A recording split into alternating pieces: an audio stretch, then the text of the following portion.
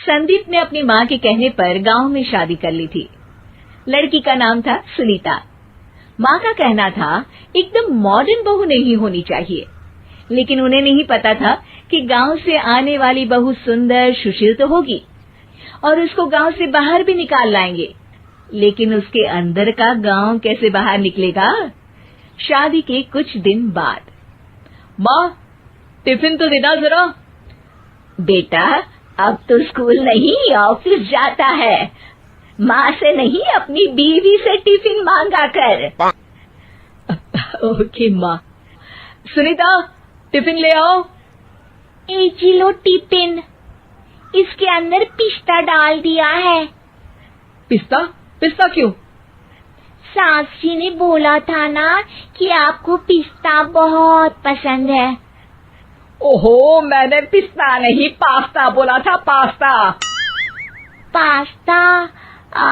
कहीं होता है पास्ता? अरे बेटी तू रहने दे, मैं बना दूंगी। अच्छा किया कि पाव भाजी बनाने का नहीं बोला, वरना किसी के पाव बना देती है। सुनीता को बुरा लगता है, लेकिन उसकी नादान हरकतें कम नहीं होती। ऐसे ही एक दिन, अरे तुमने ये क्या लगाया है? अरे आप वो फूस फूस करके लगाते हैं ना, वही। डियो? का दियो? किसको दियो? अरे वही ना जिससे खुशबू आती है। हाँ सही पकड़े हैं। अच्छा लेकर तो आना। कौन सा डियो लगाया तुमने? अभी लेकर आते हैं जी। संदीप की बात मानकर सुनीता अंदर से खुशबू वाला फुसफुस लेकर आती है। ओएमजी! ओएमजी मतलब ओ माय गणेश ना। अरे ओएमजी छोड़ो, और ये खुशबू वाला फुसफुस की बात कर रही थी तुम?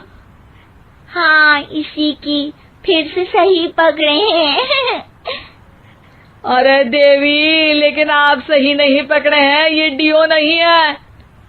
डियो नहीं है तो क्या लियो है? अरे ये रूम फ्रेशनर है, जिसको कमरे में छिड़कते हैं, खुद पर नहीं। कोई बात नहीं, माँ कहती थी आत्मा किराएदार है, शरीर एक किराए का कर्म। हम शरीर पे ये डाल लिए तो क्या फर्क पड़ जाएगा। अरे बहू, ओ बहू, मेरे लिए फल तो ले आ, फिर मैं बाजार जाऊंगी। सुनीता अपनी सास के लिए फल लेकर आती है। अरे बेटा, पपीता, तरबूज और सेब फल ऐसे कैसे खा लूं? काट कर तो ले आ। माँ जी, मेरे गांव में तो खेत से उठा के सीधा खा लेते हैं। अरे ये तेरा गांव नहीं है ना। अरे संदीप, तू ही कुछ समझा देना इसको बेटा। मैं कैसे समझाऊं माँ, ये तो माइक्रोवेव को भी भट्टी बोलती है। कल मैंने बोला हाय कैसी हो, तो बोलती है किसी को हाय नहीं लगानी चाहिए। अरे सुनीता, तेरा क्या होगा? अभी तो कैसे बताऊं माँ जी, अभी हम कुछ करेंगे फिर पता चलेगा क्या होगा, लड़का या लड़की। हे भगवान, कहाँ से आ गई है? रामपुर से जी, आप ही तो लेकर आए थे मुझे। अरे मुझे माफ कर दो। पहले कोई गलती तो करिए जी, आपकी तो सारी गलती माफ कर देंगे हम। हाँ अरे बहू, मेरी बात सुन। फल यानी कि फ्रूट जब भी लाए ना तो काट कर लाना, ठीक है?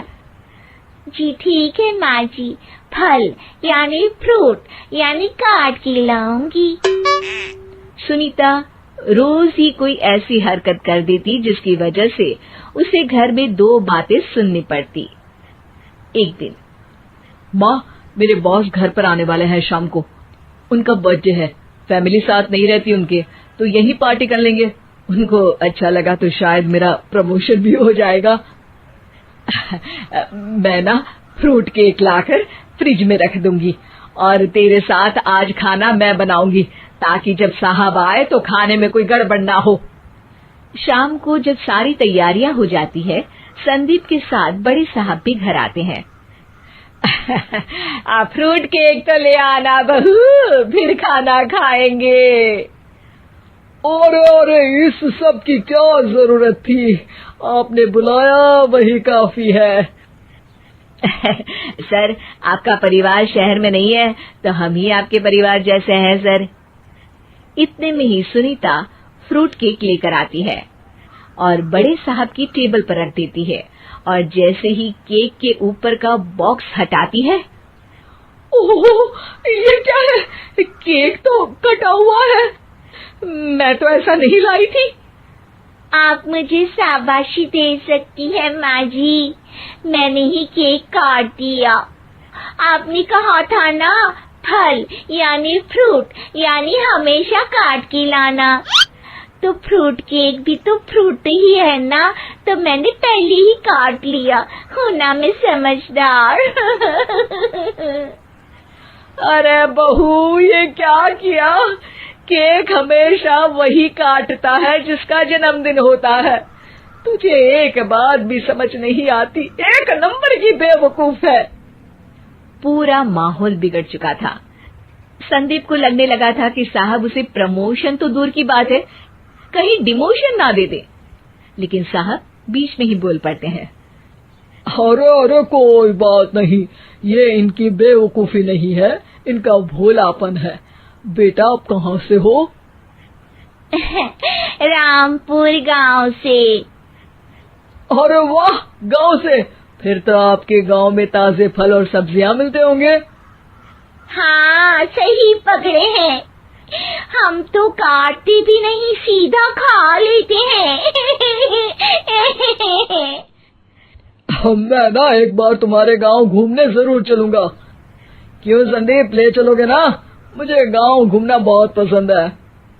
बस फिर क्या था, संदीप और सास दोनों खुश हो गए, क्योंकि साहब को सुनीता ने गांव की बात करके खुश कर दिया था।